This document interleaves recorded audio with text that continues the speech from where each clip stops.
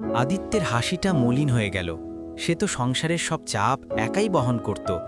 মিতা তাকে সান্ত্বনা দিত, আমরা আছি তো, সব ঠিক হয়ে যাবে। কিন্তু আদিত্যের মনে প্রশ্ন জাগত, আমি না থাকলে ওদের কি হবে? সেদিন থেকে আদিত্যের জীবন বদলে গেল। সে কাজ থেকে ছুটি নিল। এখন তার দিন কাটে ঘরের কোণে বসে, জানলা দিয়ে দূরের আকাশ দেখতে দেখতে। তার চোখে সবসময় একটা গভীর শূন্যতা। মিতা সবটুকু দিয়ে সেবা করে।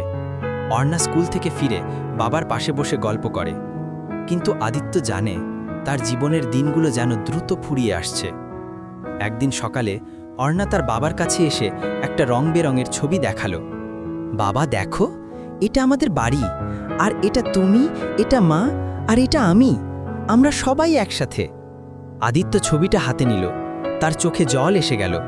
সে অর্ণাকে জড়িয়ে ধরে বলল, খুব সুন্দর হয়েছে মা, তোমরা আমার জীবন। তোমাদের কাছে থাকার জন্যই হয়তো আমার এই যুদ্ধ।